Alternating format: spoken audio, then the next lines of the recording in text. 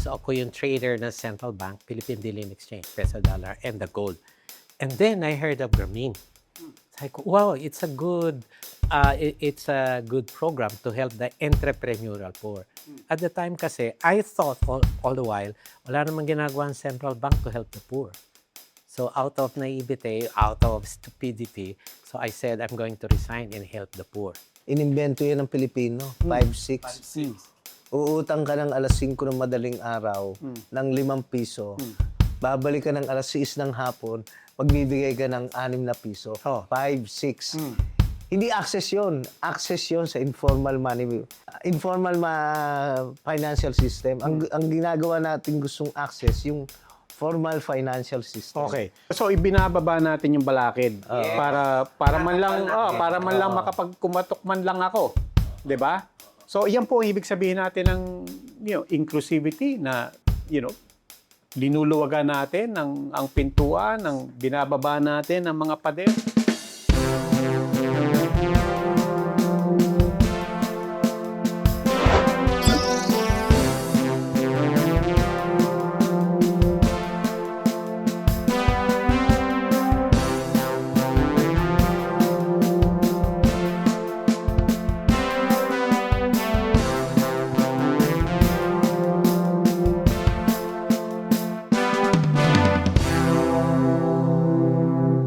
Magandang araw po. Ako si Dr. Aris Alip. Welcome sa Kanayon, Usapang Buhay at Kabuhayan. Sa Cardemaray, naniniwala kami na ang pagnenegosyo ay hindi lamang tungkol sa kita, kundi sa isang makapangyarihang paraan upang magbigay ng oportunidad sa ating mga kababayan. At ako naman po si Robbie Lampay ng Puma Podcast. Kaanib po kami ng Card MRI. Sa episode na to, pag-uusapan natin ang temang Leading as One, Strategies for a More Inclusive Nation. Sa panahong maraming hamon ng ating lipunan, mahalaga ang pagkakaisa at inklusibong pamumuno upang matulungan ang mas nakakarami, lalo na mga kababayan natin sa mga komunidad. At ngayong araw, napakaswerte natin dahil ang makakasama natin ay isang haligi ng microfinance at financial inclusion sa Pilipinas. Siya ang chair ng Microfinance Council of the Philippines or MCPI at ang Alliance for Philippine Partners in Enterprise Development or APEND at kasalukuyang presidente at CEO ng Kabalikat para sa Maunlad na Buhay. Bukod pa rito, nagsisilbi rin siyang microfinance advisor sa Bangko Sentral ng Pilipinas at naging consultant sa iba't ibang international organizations tulad ng United Nations, World Bank at Asian Development Bank. Walang iba kundi ang aking kaibigang si Mr. Ed C. Jimenez. Samahan niyo kami dito sa Kanayon kung saan ang bawat kwento isang hakbang sa matatag na bukas. Paano po kayo nag-umpisa dito?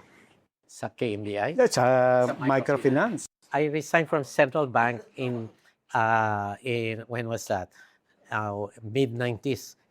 I used to manage one of the key person managing the portfolio of the Central Bank. So, ang hawak ko ng foreign exchange at gold. So, ako yung trader ng Central Bank, Philippine Billion Exchange, peso dollar, and the gold. And then I heard of Grameen. Sabi ko, wow, it's a good program to help the entrepreneurial poor. At the time kasi, I thought all the while, wala namang ginagawa ang Central Bank to help the poor. So out of naivete, out of stupidity, so I said, I'm going to resign and help the poor. What did you, if at that time, akala nyo wala namang ginagawa ang Central Bank to help the poor, at that time, your notion was, sino ang tinutulungan ng Central Bank? Mga bangko lang, which is tama naman. I mean, ang focus ng Central Bank is the whole economy, no? Kasi 3 o 4 yung dapat yung gawin. Pero sa tingin ko, I want to see more na makitang may ginagawa. At the time, nagdi-deal na ako with ACPC. Because 87, 88 kayo, kami, yung grupo ni Aris, Agricultural Credit Policy Council, they're helping the farmers mostly at agri-related poor, entrepreneurial poor. So, nag-iisip ako, how can I be of use? Ayokong lumaki yung pera ng, kasi by the millions, billions, lumalaki pera ng Central Bank, part of my work. Sabi ko, ganito lang ba? I want to help the poor, the entrepreneurial poor. So I decided, I'll just resign. Nagalit ang boss ko. Pero sabi ko, I want to, I think, what's the end goal? I want to be of use sa Philippines at sa mga kapwa ko Pilipino. So gusto kong tulungan yung entrepreneur po. Nabanggit nyo rin na tapos narinig ko ang Grameen. Diba? So, what was it about the Grameen? Dahil parati nating naririnig kung tungkol sa Grameen, sa Bangladesh, kay Dr. Yunus. What was it about it na The kumuha sa central inyo? bank was requested to send someone to study the Grameen. Unfortunately, hindi ako yon, but a good friend of mine. So, nung pinag-aaralan ko kung ano yung Grameen, wow, tumutulong sa mahirap, tumutulong sa entrepreneurial poor, at tumutulong yung mga sa kababaihan makaalis sa kahirapan. I want to do that. Ang Grameen. Grameen comes from Bangladeshi word or Indian word. Grameen means village. So, Grameen banking, village banking. Iba yun sa rural banking? Ay, iba yun. Itong Grameen na ginagawa sa Bangladesh, meron din sa India na siya, hindi siya regulated ng central bank. It's like a self-help association or it's like an NGO, being run by NGOs. Non-regulated. And that was it. It was just the mission of it that or was there something with how they carried out their mission? I think their focus is empowerment of the women and communities by providing financial service. Actually, credit. poor women yon. Poor, tama. Oo, yun ang kay Dr. Yunus noon. Kasi nung una, ang nakikita nila doon sa may hirap na babae, parang dapat maging productive din sila. So, yun ang naging focus ni Dr. Yunus. Tulungan yung mga babae to become productive. At doon na nagsimula. Pero ang pagkakaiba ng yung Grameen Bank, it was a pilot muna doon sa Chittagong University. That's right. And then when it succeeded, I think it was 1976 at that time. So after several years, naging successful yon. And Dr. Yunus went to, I think, the parliament and then napa-aprubahan niya yan to become the Grameen Bank of what it is now. Okay. But before, NGO talaga, pero nung na-aprubahan niya ng kanilang specialized bank yung kanila eh. Yung Grameen Bank. Ayun nga, Doc, ang gusto kong tanungin, at that time, sabi nyo, yung biglang, yung nabalitaan namin itong Grameen, tapos nag-succeed. What did success look like for them? Una, yung mga mahihirap, mga babae, nang nabigyan sila ng opportunity to do their own business. Halimbawa, nung una, parang mga cow racing pa lang yun, vegetable farming eh. Tapos nakakabayad 100%. Si Dr. Yunus, At may savings. at may savings. May butaw pa. Oo, yun through groupings. Which means may profit. Yes. Oo, kumikita kasi nakakabayad. Okay, so may profit. Pero yung history ko naman diyan kay Dr. Yunus, here comes Ramon Magsaysay Award. It was in 1983, around that line, 1982-83. Nanalo si Dr. Yunus ng RM. Ramon Oo, Magsaysay Award. I think for community service or public service at that time. So, I was still with PBSP. So, yung PBSP was among the institution na sinabi ng Ramon Magsaysay na dapat puntahan. And at that time, may project ako noon sa Kalawang. Farmers Development Program yon. So, nagpunta doon si Dr. Yunus. Nung una, nakakwentuhan ko na siya eh. Kasi nang bisita namin, hindi ako naniniwala kasi sinasabi niya, the poorest among the poor, pinapahiram niya.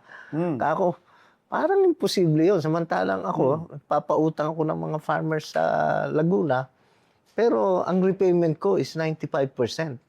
Among the highest in the country. Siya, 99%, the poorest among the poor. Kaya nung sabi ko, medyo malabo ito. Kasi landless nga eh. Rural worker. Parang mahirap eh.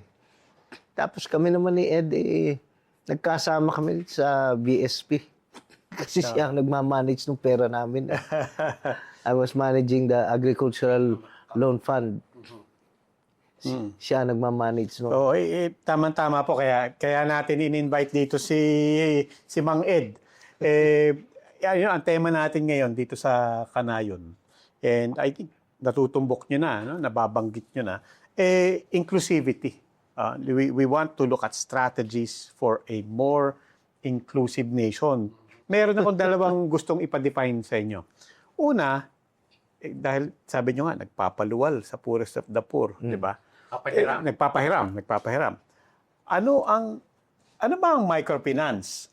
'Di ba? Yun ang una kong tanong. Tapos mamaya pupunta rin ako sa inyo. Ano ba ibig sabihin ng inclusive? Para sa dalawang bagay na yan, simplihan natin. May Tagalog ba diyan? Microfinance has become an accepted term na ngayon Naintindihan ng mga tao. Naintindihan ng mga tao. Pero ako hindi, ako mahina talaga ako. Ano ba talaga ibig sabihin microfinance? Ang microfinance, siguro may dadagdag dito si Ed, pero sa akin at sa grupo namin, yan ay pagpapahiram ng puhunan para yung mga mahihirap magkameron ng access para makapagsimula sila o kaya ituloy nila yung kanilang maliliit na negosyo. Okay. At hindi lang pagpapahiram yon, pati savings pumapasok na, pati yung insurance pumapasok na, pati yung remittance. Pero yung doon sa micro, kasi micro na hindi ako maliit. Finance, yung puhunan, di ba? Pera, sabihin na natin, di ba? Maliliit na pera, di ba? Pero yung micro ba, ibig sabihin nun, maliit ang nanghihiram? O kasama na ba din yung maliit din ang pinapahiram? Maliit yung nanghihiram, ito yung mga nasa laylayan. Baga, no? At maliit din muna ang simula ng puhunan. Halimbawa, nung kami nagsimula, 1,000 piso lang. 40 years ago. Tapos ngayon, mga 5,000 na kasi yung mga inflation, lahat, para makapagsimula ka ng negosyo. So, sa mga maliliit na tao ito, yung sa mga, ngayon, nasa laylayan, o yung talagang may hirap, at magsisimula sa maliliit na negosyo. Maliit na puhunan. At saka yung pagkakaiba nito, ang repayment rate nito, ang repayment, weekly ang payment. No, napakagaan.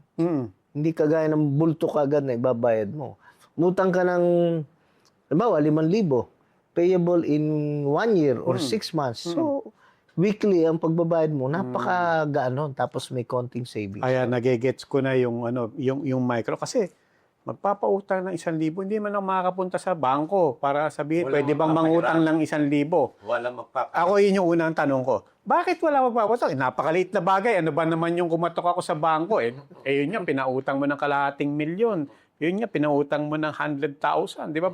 Bakit mahirap magpautang ng 1,000? Pagkatapos, dito ko na rin po ipapasok yung tanong, doon naman tayo sa inclusivity. Ano ibig sabihin ng inclusivity? Bakit mahirap magpahiram ng 1,000 pag ang rural bank? Ang unang gustong gawin ng bangko, dahil private siya, may income siya. May profit. Yung cost of providing 1,000 sa isang tao, gagamit ka rin ng isang tao o the same system para magpautang ng 50,000. So, from an economics perspective, what is more, ano ang mas magandang tignan para bumalik agad ang income ko? At maliit ang risk. So, yun ang related. Pangalawa, ang mga ang microfinance NGO, hindi lamang pinag-uusapan ang tubo o profit. Tatlo yan Profit, people, of course, the whole planet. No? So ngayon, may kakaibang tawag na vision yung microfinance NGO na meron din siguro ang bangko. Pero primary sa NGO, they want to marry the two. Profit, people, o yung tatlo, profit, service, and then yung the whole issue ng planet o ng ngayon tinatawag natin environment. So dapat tinitignan yung kabuuan ng tatlo. Again, hindi ko sinasabi na hindi ginagawa ng ibang bangko, but generally, kung ako ang may-ari ng pera, una kong hihingin, magkano ba ang tubo ko pag nagpahiram ako ng pera? Tsaka pangalawa, yun yung binago ng Bangko Sentral din. Nung una, ang mga bangko, pag nagpahiram, whether 1,000 peso o 1 million, kailangan may collateral. Of course, hanggang sa 300,000, inihinga nila ng walang collateral. Ang central bank, kung titignan mo ang batas ng Bangko Sentral, tsaka na ina-approve sa banking sector, hindi kailangang may collateral. Hindi kailangan yun eh. Kaya lang, it's imposed by the Oo, bank. yan. Babalik na naman ako doon sa bangko ko. No, kasi naintindihan ko na ganyan. Kasi tama kayo, pagka sa bangko, pangkaraniwang bangko, kailangan mo ng collateral. Kailangan mayroon kang property. Tama. 'Di ba? Kailangan mayroon kang titulo na pwede mong At iwan. saka may feasibility study ka. Hindi mo- Ah. So, ang daming documentation requirement. Hiram ka lang naman ng 1,000, 5,000. Hindi mo kailangan ng feasibility study. So ibinababa natin yung balakid para man lang makapagkumatok man lang ako, 'di ba? So iyan po ang ibig sabihin natin ng inclusivity na linuluwagan natin ang pintuan, binababa natin ang mga pader para lang Pag pinag-usapan natin yung inclusion o financial inclusion na sa Pilipinas kasi, although compared sa ibang bansa, no, lalo na sa developing countries, napakababa ng percentage ng mga Pilipino na may bank account. Pag pinag-usapan kasi ang financial inclusion, dapat meron kang bank account, part ka ng financial system, o may GCash ka, o may iba ka pang paraan na makakasama ka na magkaroon ka ng how would I say, interplay with the banking system. So kailangan meron kang paraan na maayos na mag-save na protektado, at the same time pag manghihiram ka, makaka-access ka. So sa isip ng isang regulator, ang inclusion ibig sabihin mas maraming tao makaka-avail ng financial services. Lalo na yung mahihirap. Maka-access, maka-avail ng mga financial services. Sabi nyo nga, availing, access. Ang tanong ko sa inyo, bago kayo pumasok sa eksena, bago dumating yung Grameen, bago na namuo itong konsepto ng microfinance, ano ba yung access ng mga kababayan natin sa pera, sa kapital? Anong access nila sa finance? Actually, pagka yung mga nasa laylayan, yung mga landless rural workers, Alam ko walang naman asset experience. yan eh. Wala naman talagang hindi magkakamero ng access talaga yan. Pero yung halimbawa, yung mga farmers, may access yan eh. Nakakautang yan sa bangko. So, At sa gobyerno? at sa gobyerno. Partner Oo. Fisher folks, nakakautang yan. Pero pagdating dun sa mga landless rural workers, walang access yan. Kasi, hindi tinatanggap yung ba namang 100 piso ngayon, hindi tatanggapin ng ordinary bank eh. Kasi magastos yun. So ngayon, yung mga microfinance institution, microfinance bank, yung microfinance NGO, tinatanggap yung yung ganang maliliit na amount.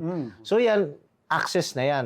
At bukod dyan sa mga savings, pati sa insurance, may access na rin yung mga yan. Pero ang tanong ko is, bago lahat to, di ba parang, albawa, kasi ako naiisip ko, diretso ko na. Kung ako may access ako sa tinatawag natin, sa palengke, sa na 5-6. Nakakuha ako ng pera, babayaran ko, medyo mataas talaga ang interest. Pero yun, access yun, hindi po ba? Hihiram ka ng maga, dasing maga, makukuha mo less than 1 hour. At that time na nakikipag-usap ka, bibigyan niya na sa'yo. Inimbento yan ng Pilipino, 5-6. Uutang ka ng alas 5 ng madaling araw ng 5 piso. Babalik ka ng alas 6 ng hapon, magbibigay ka ng 6 na piso. 5-6. Hindi access yun. Access yun sa informal money.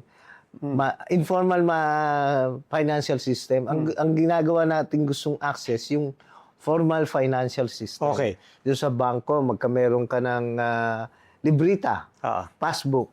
Ngayon naman, digital na. Pwede nang sa GCash, pwedeng connect to card, pwede nang append pay.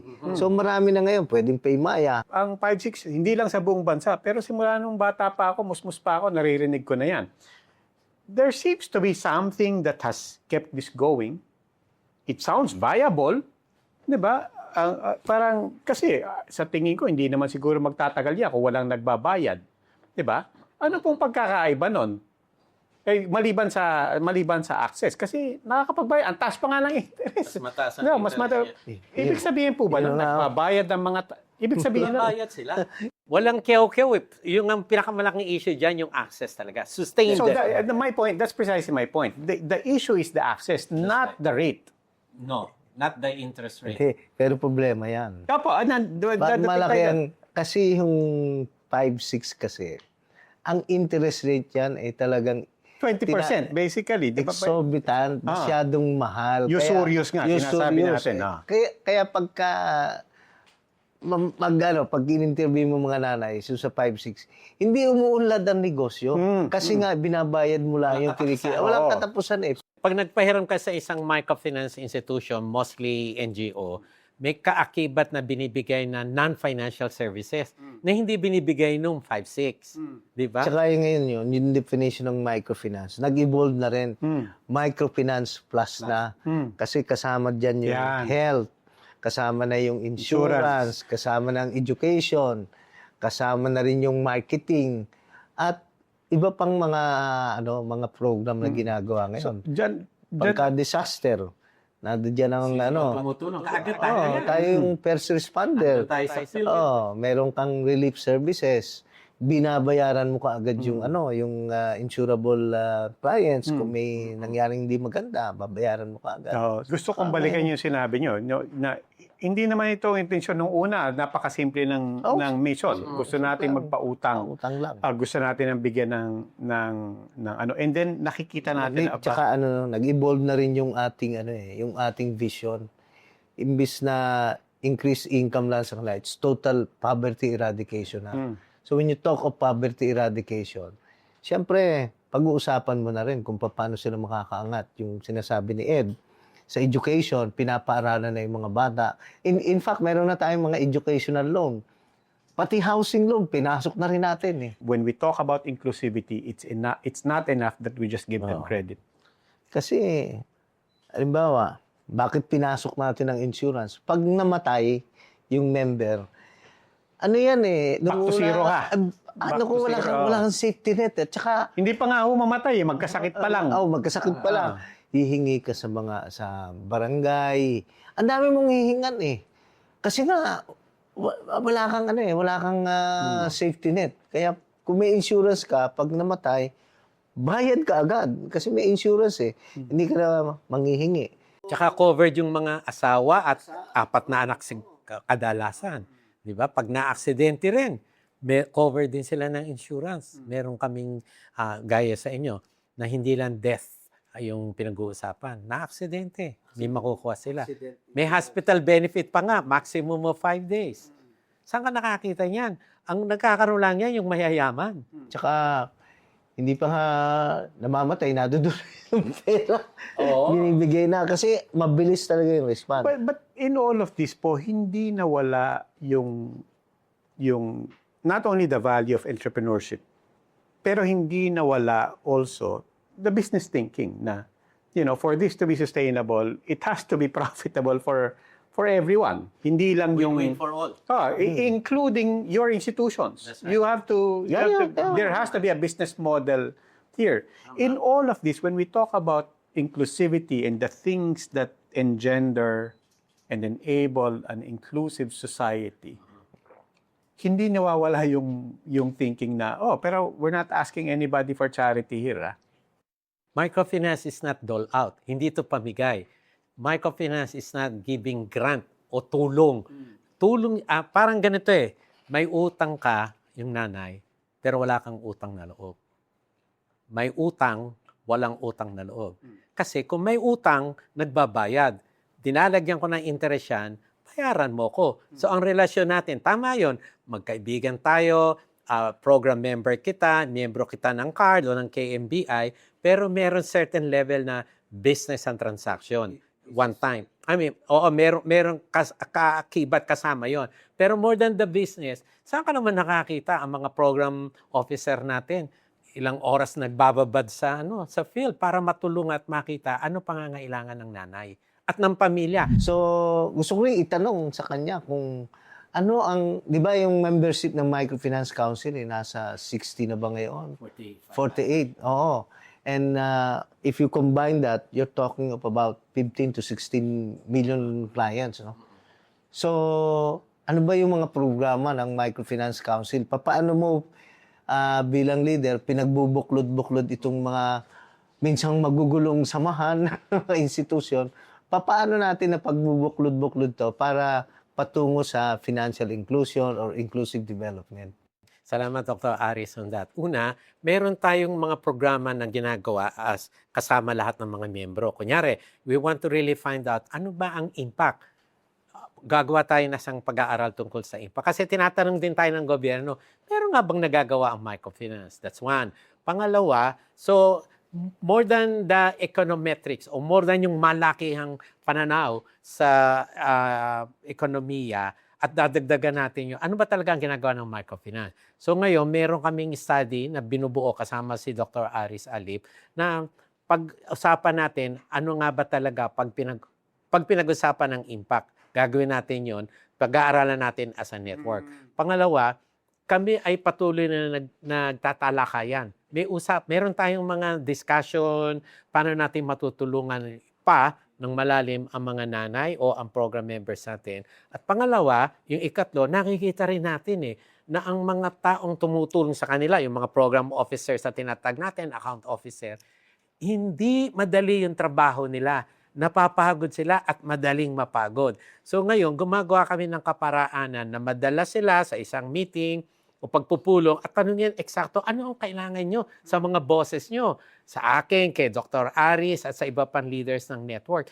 Paano namin kayo matutulungan bilang development worker na hindi sasakripisyo yung ginagawa natin as institution. So ang unang tanong ko, ang panghuling tanong ko po sa inyo is, ano po ang nagbago sa tingin nyo sa pananaw ng central bank?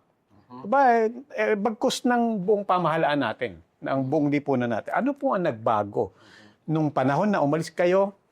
Siguro yung malaking pagbabago sa Bangko Sentral ng Pilipinas at sa banking system, nire-recognize ang central bank all over the world as we are considered the number one. One of the number one, I would say, pagdating sa legal regulatory framework, na para ang mga bangko at pati non-regulated institution ay makatulong na mabuti, lumaki ang microfinance practice sa bansa.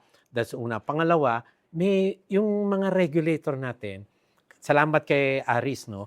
I remember in year 2002 ata to, kami nung isang kasama ko Central Bank, dinala namin ang ilang miyembro ng Monetary Board, tsaka ang Deputy Governor, some of the top leadership of the bank. Binisita namin ang card. Tapos, nakakausap nila yung mga nanay, itong mga high-ranking official at Central Bank. And for the first time, if I remember what one of the Monetary Board members said niya, ganito pala magpatakbo ng business ang microfinance borrower. Tapos mula noon, pagbalik na nila sa aming opisina sa Central Bank, naiintindihan nilang mabuti ngayon paano gumawa ng tamang regulasyon at policy. Tayo ang isa sa unang-unang nag-recognize ng microfinance in the banking sector. At tayo isa sa unang-una, ang Bangko Sentral, na tinawag ang mga non-regulated, yung NGO, gaya nila Aris. Saan ka nakakita? Hindi naman dapat makialam ang central bank sa NGO. Tinawag, nakipag-meeting, ilang beses na yan. This was in 2002.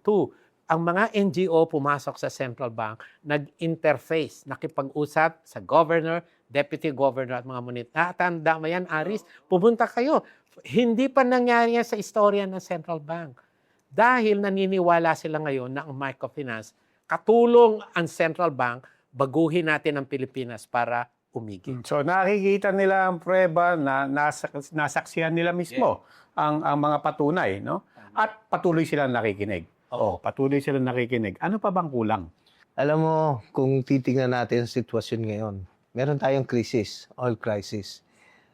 Kailangan ituloy natin yung ginagawa kasi maraming nagbabalita, mga OFW, maraming mga member, mga client.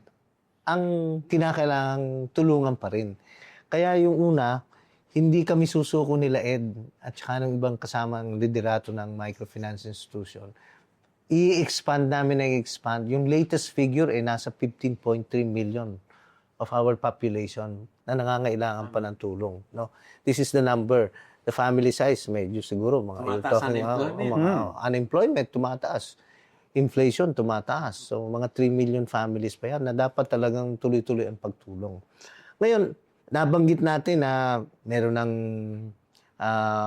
financial support, financial mga loans, education, insurance, health.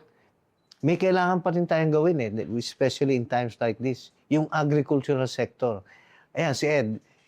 Nagcha-champion yan talaga doon sa agricultural sector. So, ang dami pa nga ayusin yan, yung agricultural insurance, may tinatawag na parametric insurance, meron pang ipinupus ngayon na portfolio insurance for agriculture. So, yan mga dapat na ayusin pa. Tapos, meron pang isang kailangan i-perfect natin yung marketing support. Yung marketing support, kasi yung mga member, nag-expand ng business. Saan merkado pupunta yan? Sa madalit salita, yung usapin natin ng access kanina, inumpisahan lang natin sa credit. Ibig sabihin natin ngayon, yung access sa lahat ng bagay, pati access to market, Access to health. access Saka yung networking nila ng mga nanay mismo.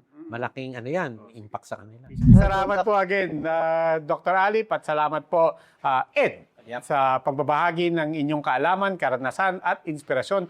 Tunay nga, ang pamumuno ay hindi lamang tungkol sa posisyon, kundi sa malasakit at pagkakaisa para sa kapwa. Ang tunay na kaunlaran ay nakabatay sa pagtutulungan ng bawat sektor mula sa pamahalaan, pribadong negosyo, NGOs, hanggang sa mga ordinaryong mamamayan katulad nyo, katulad nating lahat.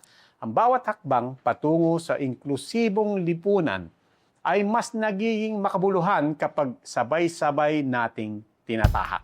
Sa Kanayon, patuloy naming ibinabahagi ang mga kwentong nagbibigay inspirasyon at praktikal na aral dahil bawat kwento isang hakbang sa matatag na bukas.